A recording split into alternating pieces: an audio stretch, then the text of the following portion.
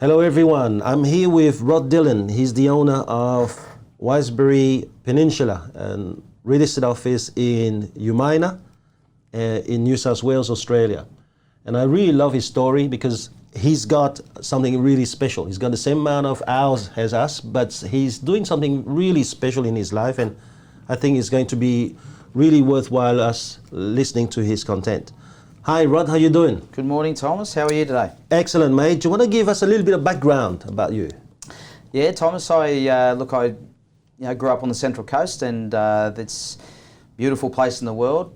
Mum and Dad, and Dad passed away in 2001. Oh yeah. But yeah, look, as I said, he was a heavy smoker, and that got hold of him. And but he taught me a lot of life lessons, and certainly made me understand what's important in life and what's sort of not so important, and what you got to do to get the job done. Okay, just tell us maybe about one or two examples of the lessons that he gave you.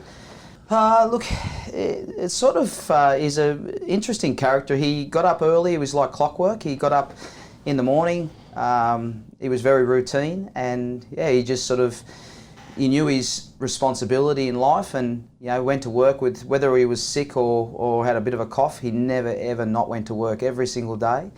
He was a guy that sort of said whatever he said that he was going to do, he did. And he sort of had good mates. One of the things that was, everyone loved him. He was a good mate's mate. And you're going too fast. You're going too fast. Let's go back to the first thing that you said. All right. So did he talk to you about how early he'd wake up every day, or did you see him wake up? So no, it was his actions. Yeah, it was his actions. Right. He wasn't one to actually see. He said very little actually, and a lot of times, he taught me also what not to do, and that was his actions.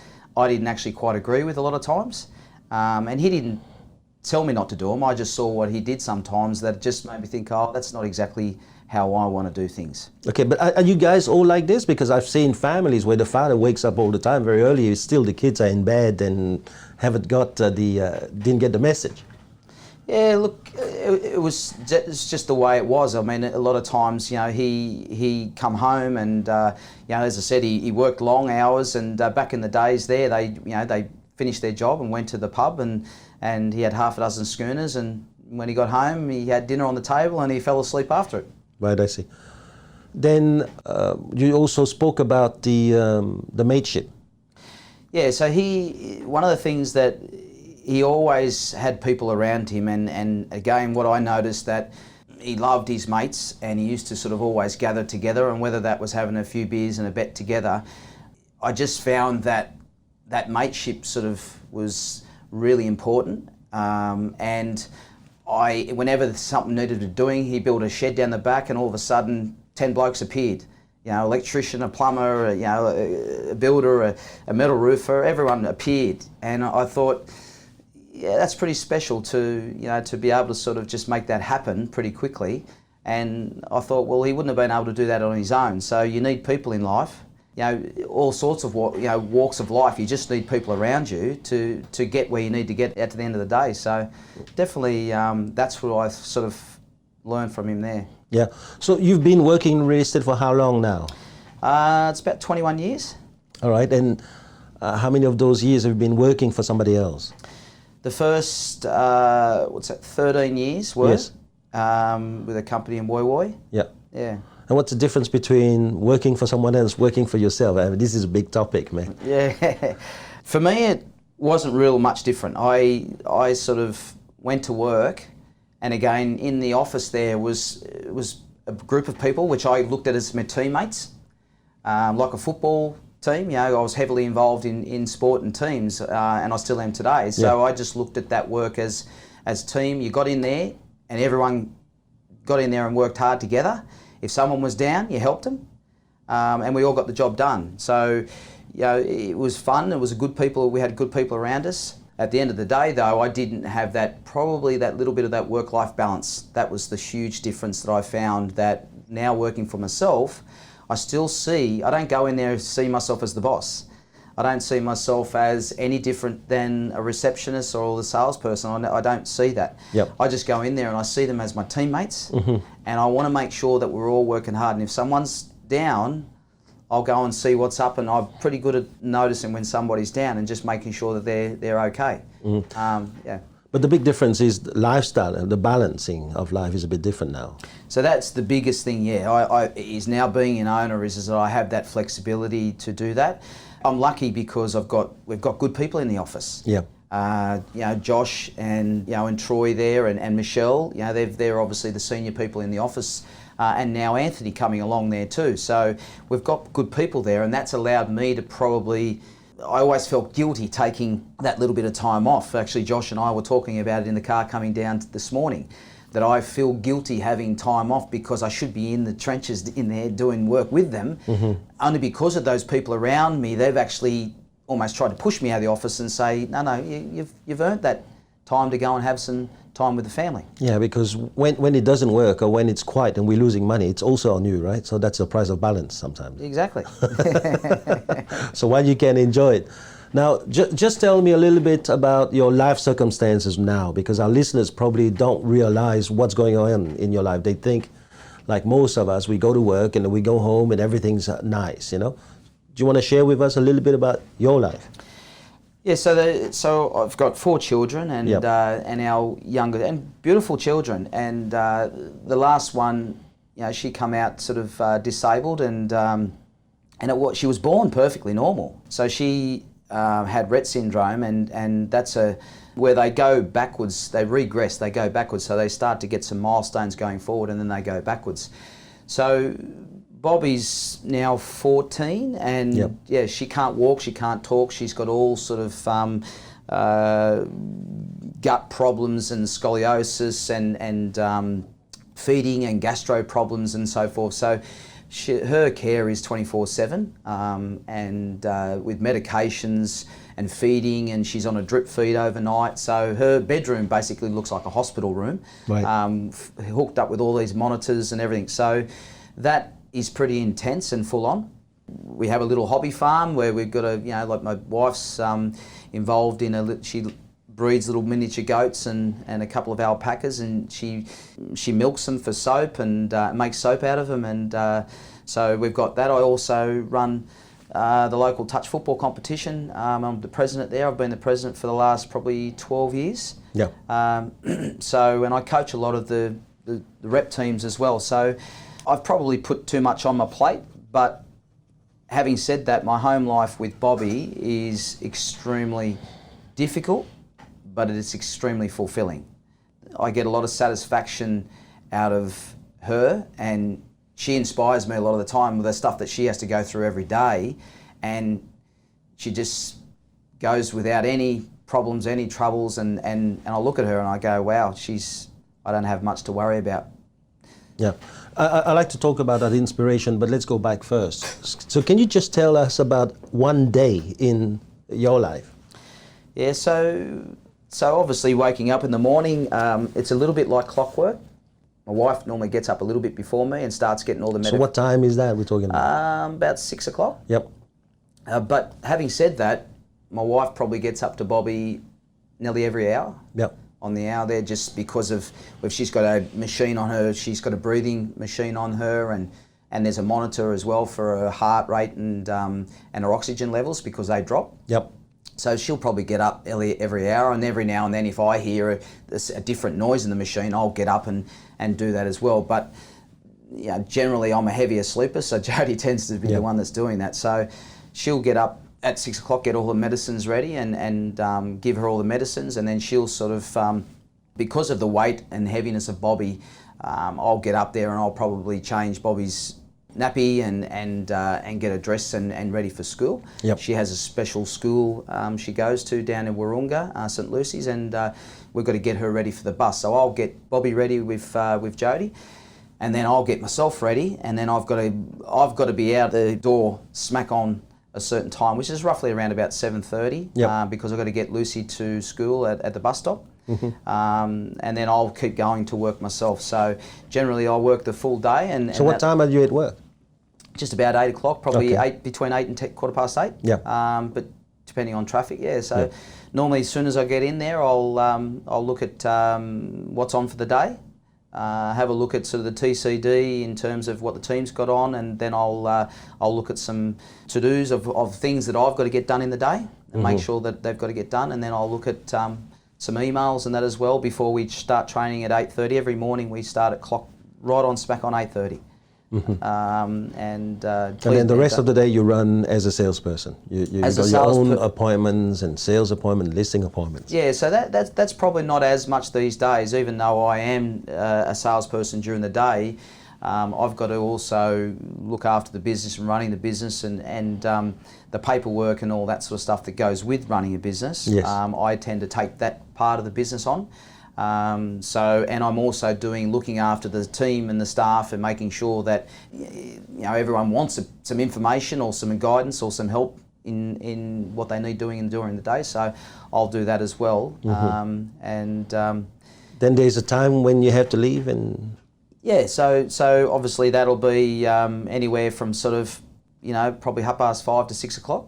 Yep. And then jump in the car, and I live about a half an hour away from the office, so the moment I jump in my car, I'll make probably 4 or 5 phone calls from there to home, and I tend to make sure that I make my last call, because the moment I get inside my house, I can sit in my driveway for half an hour if I haven't finished that conversation, but I want to make sure I finish that conversation before I get inside, because I don't want to take work inside. So if that phone call's going, and it's important for whatever reason, whether it's a 5-minute phone call or a 45-minute phone call, I'll stay in that car until that phone call's done, because I won't take that inside. Okay, what was that decision for? I mean, and I know that because sometimes I call you at 7, you don't actually call me back. Yeah. Right? So I find it insulting, but I can live with that now. Do you want to tell us, like, what made you decide that?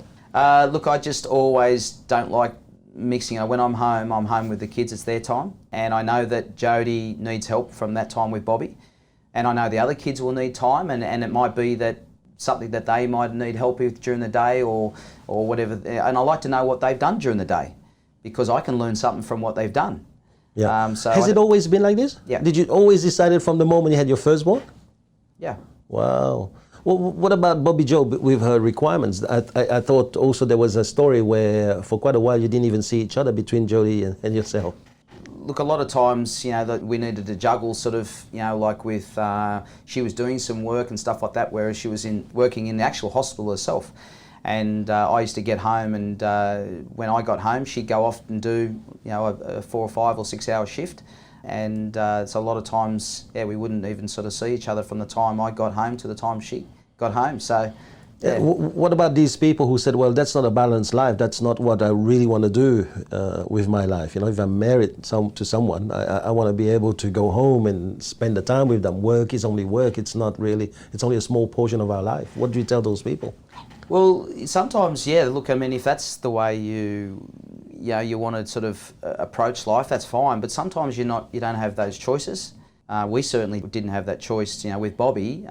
She needs 24/7 care, so there has to be somebody that understands her, knows her medication needs, and again, you've got to be able to afford put food on the table and all the bills and that running a household. Mm-hmm. So, we didn't have that luxury, but I wouldn't change that. I certainly wouldn't change the way that worked. But what about the team? I mean, don't you have sometimes, your employees or workers thinking, hold on, if the boss can go home at 5:30, I'm going to go home at 5:30 too? Don't you think that culture goes from the top? I think if you employ people that are like-minded and that understand and have a lot of respect. So when you employ a person from the start, I think you're looking at not so much whether it's the right skill of that person, but is that person got the right values? And I suppose I look at it as a team. So I go, do I think that person can fit the team? Right.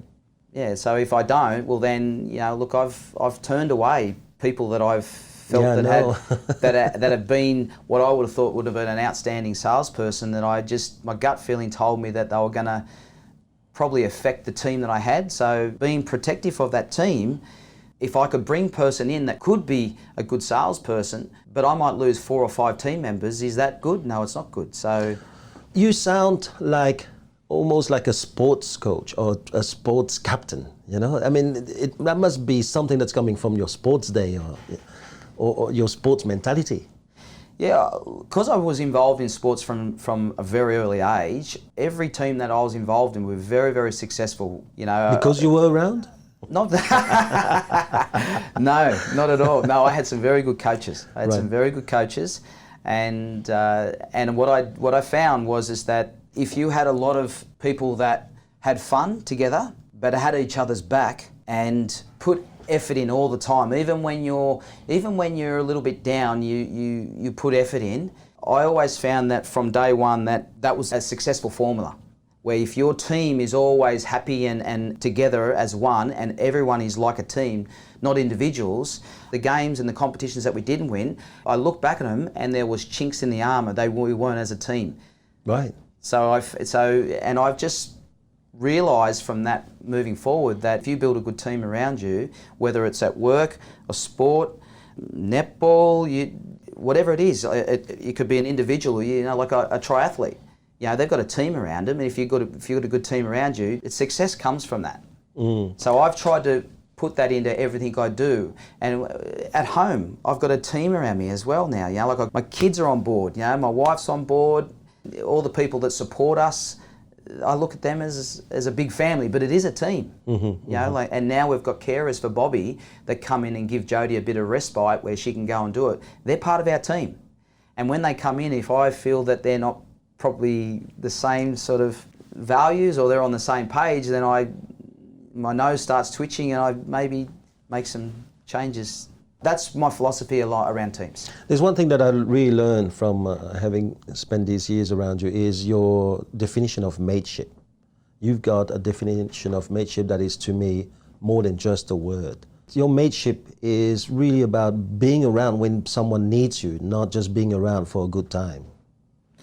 Yeah, and I think that's something that, again, going back to my dad, is that he was a good mate's mate, and he was always there to help. And I was very fortunate that I grew up with a really good core bunch of blokes that we were there for each other. Yeah. And for that, as I said, I've found that I've had a lot of fun and happiness, and life's brought me so many good things because of my friends.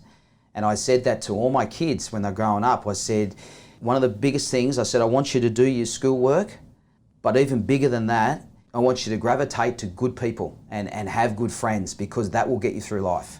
Yes, education will get you through, you're working and pay the bills, but you need people around you to get you through life. Somebody to help you, someone to pick you up when you're down, somebody to maybe just help you or give you a little bit of advice on this and that. So if you've got that right people around you, and I've been fortunate to have good people around me, so through everything. Yeah, I've seen it even at work, not just inside your own office. I've seen you behave with other leaders from other offices when you somehow almost sense it when they're struggling, and it seems like you're the one picking up the phone and calling them and asking them whether they need you around. I mean, I also remember that the time when your daughter was in hospital, right, going through a heavy operation. And yet you took the time to go down and visit an office in Monavale and give them not only the full day, but giving them your phone number and asking them to call you, and you call them every day just to look after them while your daughter is in hospital. Is it not a bit exaggerating? I mean, I understand the laws of mateship, but mateship, should it be above family? Well, this is I go back to team. Is that I know that I have my wife there in hospital with her. Yeah. Jodie's mother and father were there, and they're very supportive, and so I knew that Jodie had support. So not only Jodie had a good team of doctors and that around Bobby. So that made me think, okay, well, the team, the people around her, I know that there's a good team there. If there wasn't a good team there, then I would have had to be there. But because that team is there, then that allowed me then to make sure that I could then go off and help somebody else, because I know that one day when I really do need help, that people will be there for me as well. So I knew that Jodie was in good hands with the team around her. So then, whilst there's an office in need, I felt that I had time on my hands. Right. So what would be maybe 2 or 3 points that you would advise someone now on developing mateship with somebody? A few drinks. Yep. A few drinks always go. And We know how to do that. just, I think, generally caring about what a person does in their life, you know, and maybe given your point of view in terms of helping them and say, listen, you know, like, because some people I think feel like they're a mate with somebody, but they have a conversation, but they don't necessarily give any feedback on. So when you're talking to somebody, they're obviously going to say, how did you go with that, this, and how'd you do with that? And they might tell you, and you might go, oh yeah, that was good, and you just agree with them. You never actually give anything, because it's the easy option is to say nothing and say, oh, that was good, you did well. Yeah. I think, well, what about if you did this? And I'll offer some advice. Now that advice might not be right. Yep.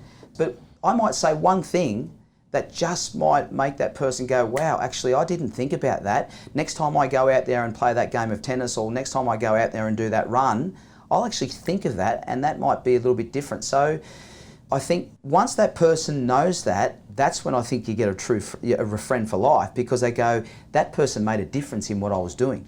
Yep. But I'm pretty straightforward and black and white, and I've always got something to say, and whether it's right or wrong. Mm-hmm. But I feel like if I say something, and that's why I listen to a lot of people as well. I've walked past groups of training people where a 15-year-old kid is coaching a group of 12-year-old kids, and I'll actually walk past and listen to what the 15-year-old's saying, and I'll pick up one thing that 15-year-old might say that I'll go, wow, I'm going to add that into my little vocabulary. Yeah, I understand. You know? So just having that ability to do that, I think is, and giving some information back rather than just receiving. I get that. So in a lot of what you're saying, there's more than the gift of time. There's as a mate, we're not only giving each other time, we're also making sure that we're giving each other true feedback on what we see, right? Yeah. Is there a boundary, Rod? I mean, should there be a boundary? Look, depending on the information that is there, I think there is some boundaries. Yeah. But if you know that it's generally in the best interest of that person, then no, it's got to be. I'll always say it. Yeah. And even if it affects maybe that I might upset that person, I know that will be a short-term issue. But in the long term, if I know that's a true mate, that person will come back. And even if they're a bit annoyed with me or whatever it may be, I know that they'll think about what was said. But there are I think there is boundaries at times. Okay. So for example, when I had a friend, and giving that person a piece of advice, it was a bit brutal, and I had told him off about not going to work, that he should have gone to work, that even though he's got a trip coming up, the trip is only 2 weeks away. Those 2 weeks should have been spent on work. And that person went for a trip of 3 weeks anyway and came back, and after a month, they still haven't called me back, even though they said, I'll call you as soon as I'm back. What would you qualify that, and how would you handle that if you were me? If I was expecting a call in that first few days and I knew they were back and I didn't get the call, I'd ring them. Right. I'd ring them and basically say, what's going on? Where was the call? Yeah. You know, I would confront that, and that's how I would do it. Yeah. And so what if they said, listen, you know, I'm still not out of my holiday mode? Yeah. Leave me alone. I'll call you when I'm ready. How would you qualify that friendship, mateship? Yeah, look, I think then you sort of, I suppose with that, maybe there's a reason why they're not doing it, and then I would probably try to get to the bottom of it. So I'd certainly, I wouldn't do it by a phone call. The next one, I'd say, listen, we need to catch up, because if that person's putting something off, when I know that, look, everyone has some holiday or everyone has some breaks, you go back to work that day, that's when you start working. So I don't understand why people may need that. So then I would think that there might have been a deeper problem or an issue. So, and then I don't think it should be done over a phone call. Then I'd say, listen, we need to catch up, and I'd find out what was the issue. Yeah. So your mateship with the team, tell us a few things that you do with them. From a social point of view, I always like to have bonding sessions. Okay. What is that? Look, for many Australian blokes, it's getting around having a beer. Oh, I see. It was not tying up to a bed. None of that stuff, no. No, not at all. Yeah, look, I getting a group of mates together, whether it's a team of guys or a team of girls, getting them together in a room or wherever it is, you tend to have fun, you know, like, and whether there's games or whatever it may be, you know, and like, look, as I said, I've got a group of boys that like to have a drink, like to have a social bet, and to have a bit of a fun, and, you know, whether there's a pool involved or something like that, but just having people together and having fun, it gives them time away from what they may be doing. So individually, if you've got 15 people there, you're going to potentially have 5 people that might bond with each other more than they've ever bonded. So because when we have our everyday life, we're so busy, a bonding thing together will allow that to happen, because you finally now got time to actually, geez, I want to find out a little bit more about Thomas, or I want to find out a little bit more about Josh, or something like that. Because in our lives, we don't get that. So, well, let's go and make it happen. Let's go and spend half a day down here, and you walk away, and sometimes you didn't know something about that person that you now know. Even you might have played football or whatever it is for the last 5 years with them, and you actually never really knew about that point. And then that might be one thing that might just trigger a connection with that person. So when you're out on the battlefield, or the football field, if you want to call it, those two people now have got each other's backs. Right. And that wouldn't have happened before. Okay, so when you have a group of 15 people like this, do you focus on that nucleus of 5 people to develop the mateship and everything else is satellite, or do you make sure you develop some kind of mateship with the 15? Yeah, look, generally with the 15. You find yourself having that time? Because this is what I was going to say to you. When do you say to yourself, no, that person doesn't qualify for my mateship? I mean, based on the values you said earlier, that's how you do it with the salespeople that you employ. But how do you do that? I mean, do you find sometimes that, you know, going full on and giving mateship to someone who doesn't deserve it is a waste of time? Yeah, you will always get that. But if you ever watch me at a party, I'll never stay in one spot all night. No, I noticed that, You Never. Do the worm everywhere. Yeah, well, that's coming to the end, that. But I'll never stay in the one spot. I always like to just hop and just say to go to people and that sort of stuff. Yeah, sure, look, everyone is not my cup of tea, you know, like you might say, but that doesn't mean that I can't give them a bit of love. You know, so, and I think that sure, their bond may not be as strong, and that's going to happen in a group of people. If you've got a group of 20 people, there's always people that not quite loving that other person across the room, or and even in your teams. Some of the guys, you know, even in some of the teams I've had that I've been involved in, I go, yeah, he's not my cup of tea, but I respect him, and I'll give him the time, and if he needs a hand, I'll be there for him. But we always find that sort of, I suppose, that levelling out where you always gravitate to certain people. But I always know that the person that is the quiet one in the corner, they're the person that you could get the most out of, and they might need help. They might be somebody that's they don't know how to communicate as well. So I sometimes tend to want to pick out that person and have a chat with them too. I mean, the reason I said that is that I do know what you do at work for your people.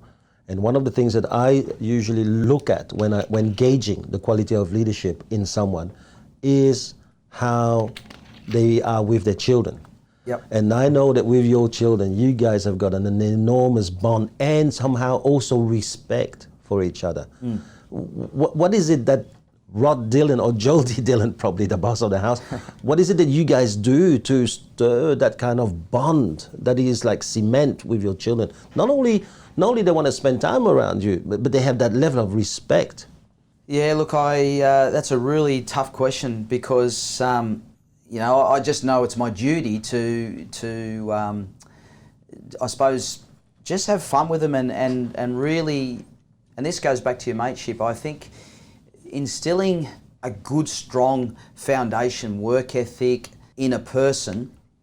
Sometimes even when you know the easy option is to turn a blind eye to something that they do wrong, I think deep down, if they can see that you are genuinely trying to help them, and that's what I want to do for my kids. I told them, I said, you know, I won't apologise for being a hard dad, but I'll always be there for you. And if you ever need any help, you can ask me for anything. But I'm always trying to make a difference in their lives. I want to make it better and make their life and upbringing, happy and fun and all that sort of stuff. So, and Jodie's the same. Jodie's on the same page with me with that. And again, you talk about team. Jodie and I are very, very different. Chalk and cheese.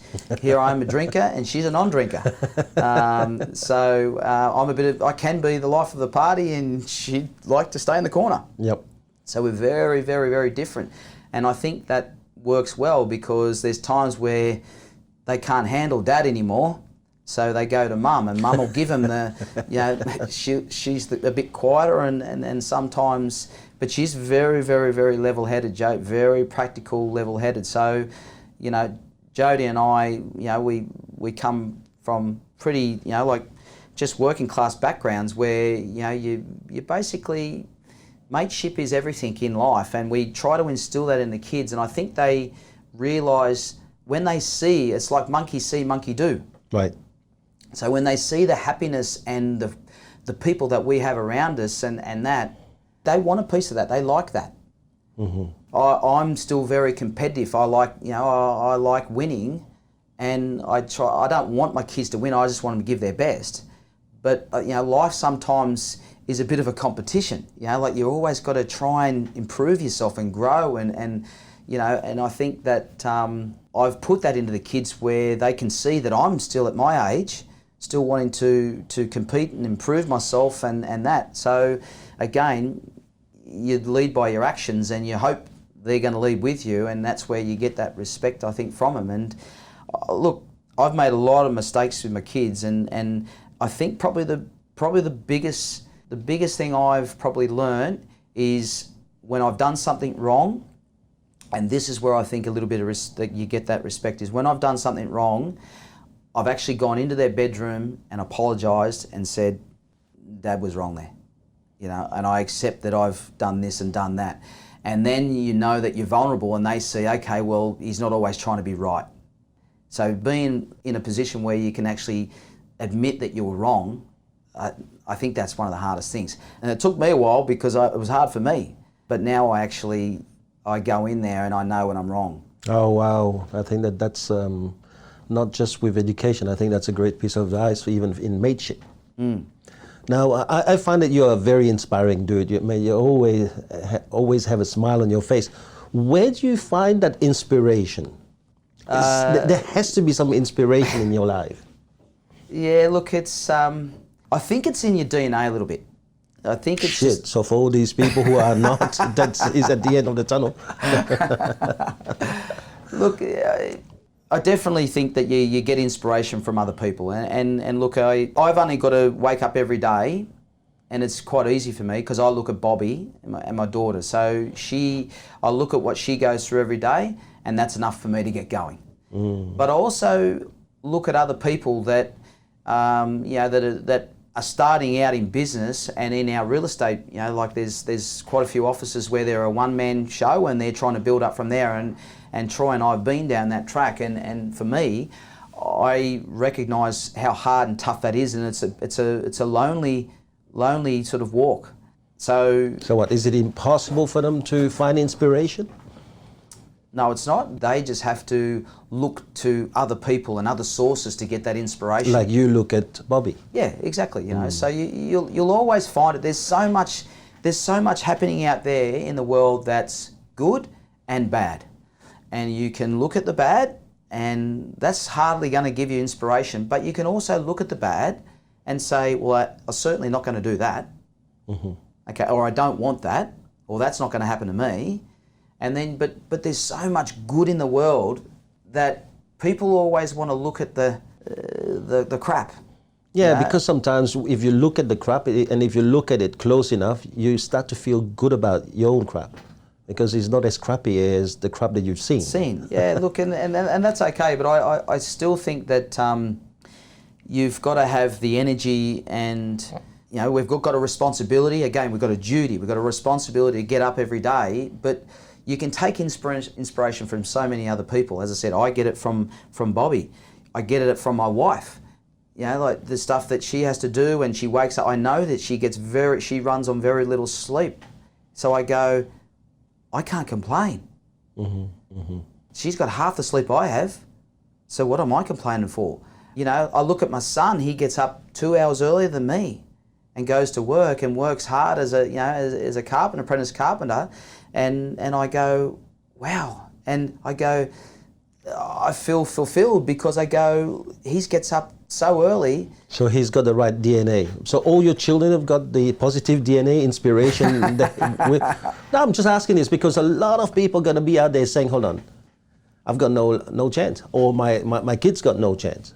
And right now you've been talking about environment. You've been talking about like Jody, your son, Bobby. So is it in the DNA, or is it in the entourage, or is it in our focus, in us focusing on the good things in life? So what is it? Is that DNA now?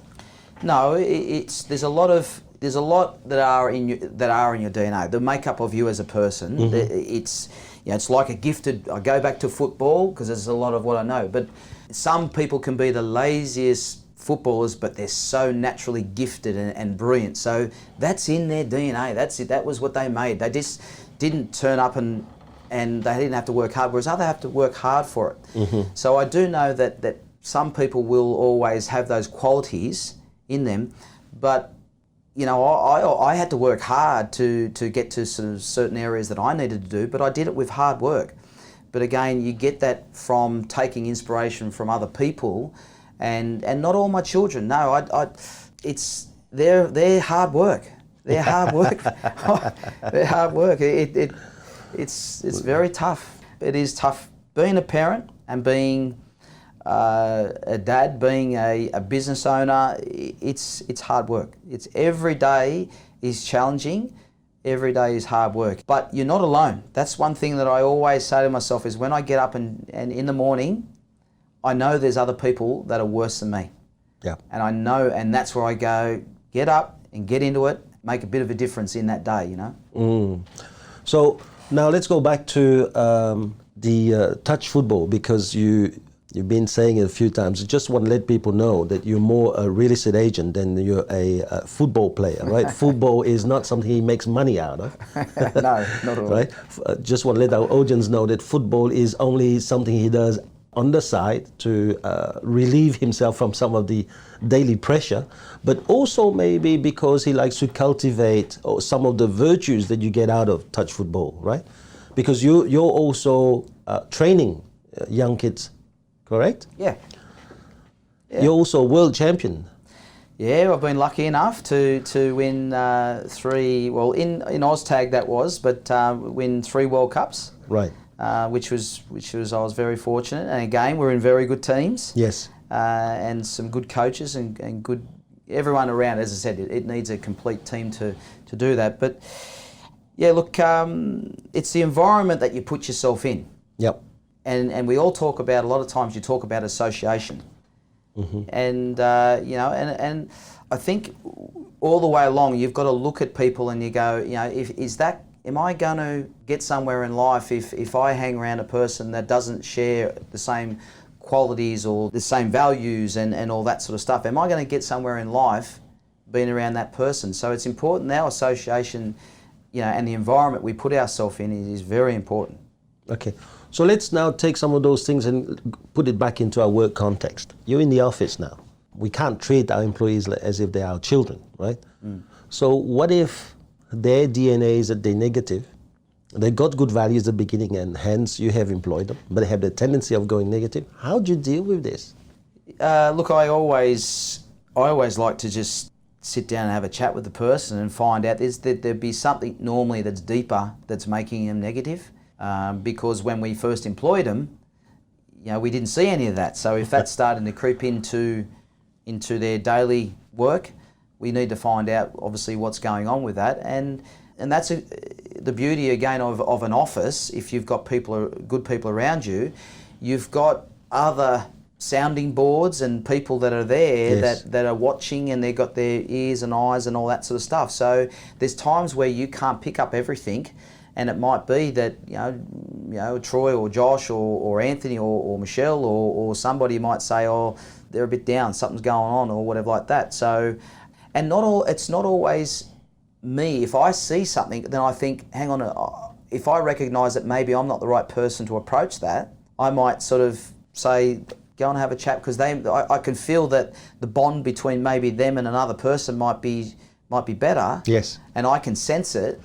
So I might sort of go and have a chat with the person to say, listen, I think you go and take them out for coffee, or go and something's not quite right there.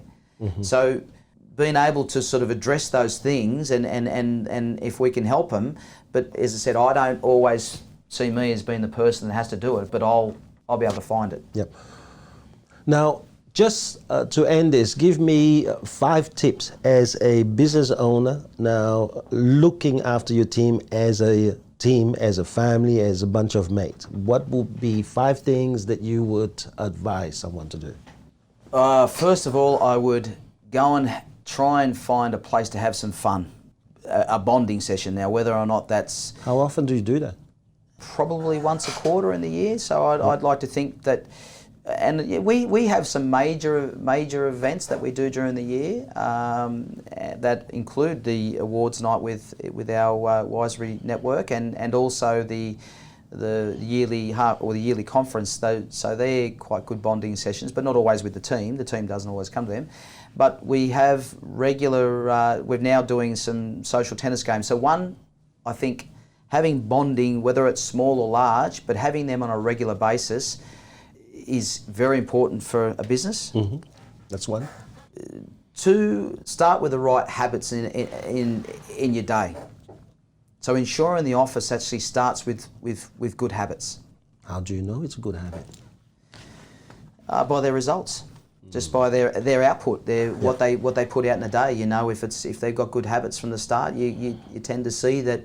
I think most people go to work, and if they have bad habits, you can see the outcome and the output of that person is far, nowhere near it should be. Okay, all right, here it is. What's a bad habit and what's a good habit? Just an example. I understand by looking at the results, but sometimes you don't just see the results straight away.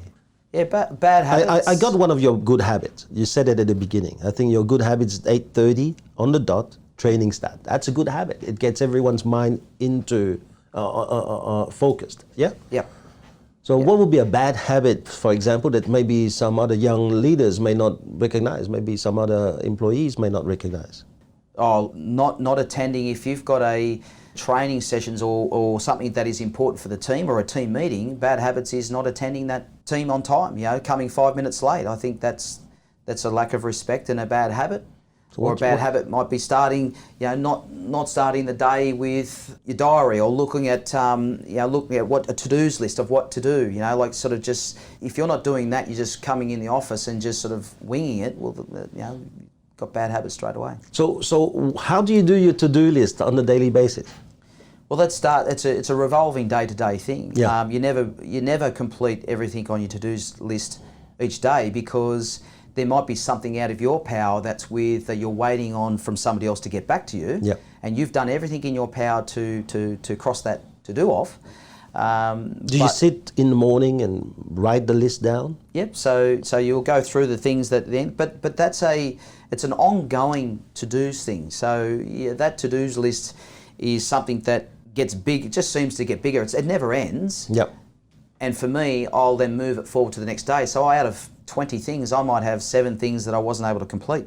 And those 7 things moved over to the next day, and there might be another 5 or 10 things that get added to that, and I might have completed 15, so I've still got 5 to go, and I'll just keep moving them forward. So they get added on and moved on, but that's how I know during the day that nothing gets missed. Yeah, but how do you know, do you have an order in your to-do list, order of priority, I mean? Yeah, so on my to-dos list, I'll actually just circle the number of that to-do that has to be done. Yes. Can't go home without that. So I'll prioritise that in the day, and and then there's ones that aren't a priority, and I know to leave them till the end of the day. Okay. So what's your next advice? You've given us 2 now. One that is finding a place where people can bond, at least once a quarter. The other thing is to start with the right habit. Yeah, recruiting. Right. is always looking for a new team. A team. So recruiting, I've found that that has been a huge lesson for me. In what way? Well, I just thought that you could do it all on your own.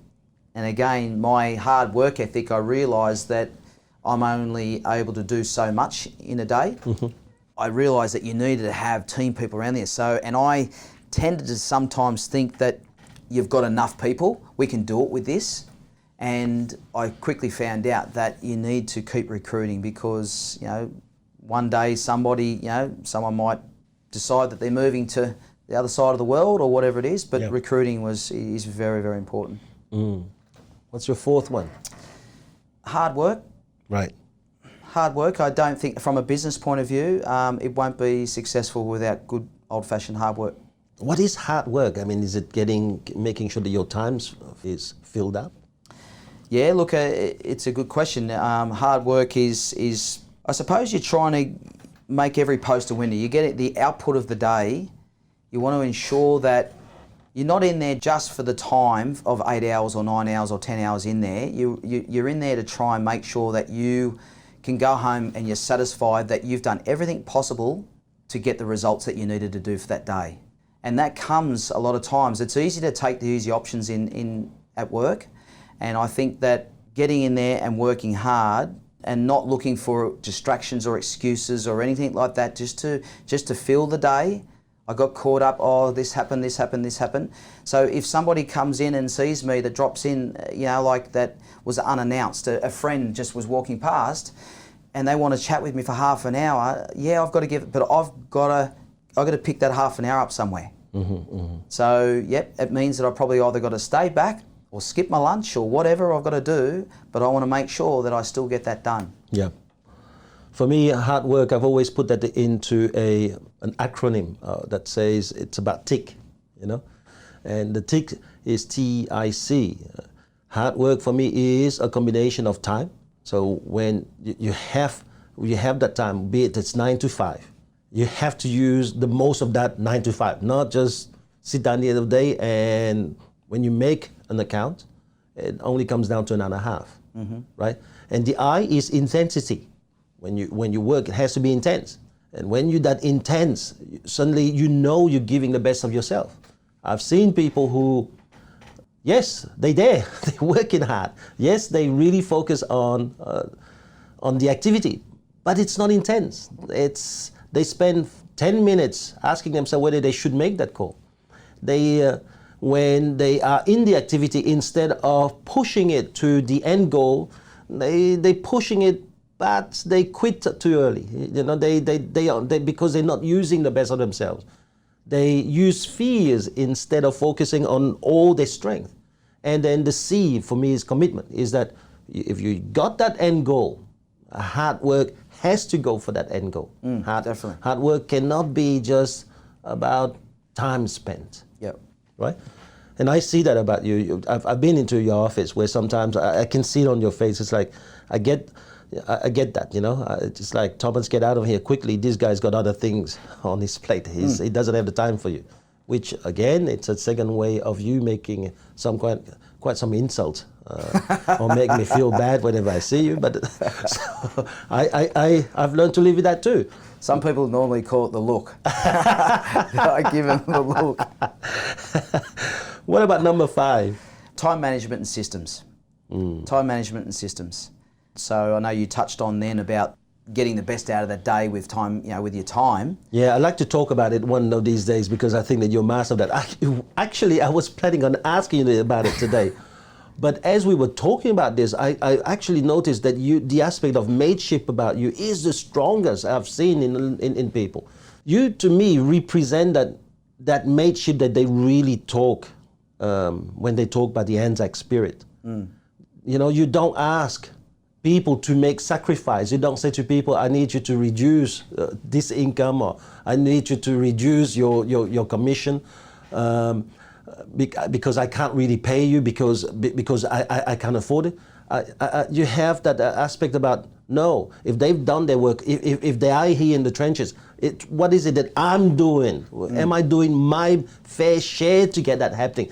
rather than going and punishing the people outside yourself, you know. Yep. It's an amazing how I've noticed in your definition of mateship, the demand and the sacrifice you make on yourself when things get hard is hardest on yourself. Yep. And I thought I needed to go into this mateship thing. Hence we're doing it this time. But let's go back to your time management for a second. So tell me, what is it that Rod Dillon does with time management? Just being organised. And that's, again, that starts with the day of good habits. In real estate, you get so many things thrown at you left, right and centre, whether or not you're a salesperson, a sales manager, a receptionist. Yep. Every single role in a real estate office has so many different things thrown at them. And I'm not saying that in other jobs that's the same, but how you manage all those is the important part. And that's where I come back to the to-dos list is that, so you might be stuck in your block time for a certain role that you need to get done, but I get a shout out or a phone call to say, Rod, can you send me the email on this or this or this, or can you send me that, or can you do this for me? I'll write that down and make sure that I'll get that done. So now that might not be important to get done now. They just want it done that today. Mm-hmm. So I'll keep going with what was important in that moment there now. And then once I've finished that, then I try and look at what I can knock off on that to-dos list. Right. Okay. And then I might be able to knock 2 or 3 things off, and then I've got to start my next block. Yeah, or whatever that might be. You mentioned the word block, which is just that amount of time that you really want to focus on just that activity. Yeah. Correct. Yeah, and so I'll have little breaks in between those times where I go, right, well, geez, I can knock off 4 or 5 things in that that time, or I'll make a few of those phone calls and wait for that to come back. So a lot of times being organised and getting those things done there is very, very important. So that to-dos list is so important, because if you don't have, and again, that system, the database for a system there, your memory is only so good. So if you're not either writing something down or you have a system in a database that actually reminds you, your headspace has only got so much. So I need to rely on something telling me. And that can only be by it's written down in paper to tell me, make sure you get that part done.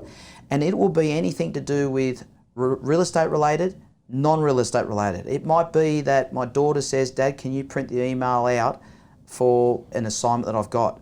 That goes on that to-dos list.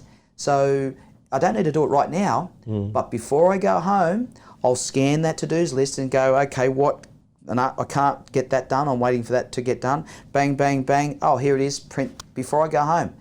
I'll get that done, cross it off. You know, my wife might say, grab some milk on the way home.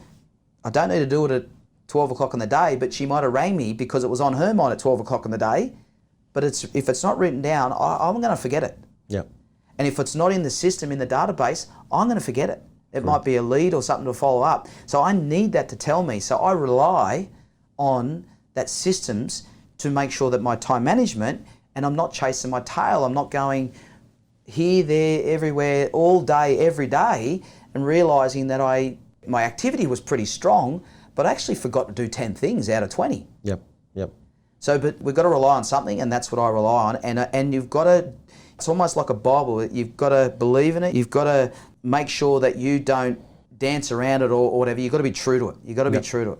Okay. Well, Rod, I had to say I've learned a few things about mateship. And as you know, I'm very strong on mateship. But I've learned a few things. The mateship is also at home. I thought that you had to be a parent at home. But there's that role between parenting and also being a mate at some stage. And I thank you very much for your input today. And hopefully I'll get you back here for some more topics, because I think that there's a lot of wisdom into you. I've known you now for maybe over 15 years. I've seen your growth. And man, it's like a rocket for the moment. The last 2 years is like a rocket, you know? Yeah, well, and again, I'm fortunate of having people like yourself, as I said, around me, and I felt that my growth has come from people like yourself, and you know, and making sure that you put things into perspective. But what I realised is people think they've got too much time on their hands. They don't have enough time to get something done. And I've realised that I've got still so much time to give. There's so many blocks in my day that I can still give. Wow. and so I know that sometimes I feel like I've had a bludge of a day because I haven't been able to, I should have done this and this and this. But I realise by giving so much and time and help to people, it's like karma, it will come back and look after it. I don't do it for that because I know that'll look after itself anyway, but the satisfaction that I now get in helping other people in my business, my teammates, I've now found that that's more important in life, and that's something that probably drives me more is if I can see somebody getting better, whether it's the person from the start or a person that's right near the top that still needs to go a little bit higher, I get a lot of satisfaction out of helping people. So yeah, thanks for your help too. You've helped me probably understand things that I didn't know about myself. So, you know, as I said, I give a lot of that to having good people around me. And again, go back to team. As far as I'm concerned, you're on my team. Veronique's on my team, and and the other Wiseberry owners, they're on my team as well. Thank you very much, Rod. No Talk worries. to you soon. Pleasure.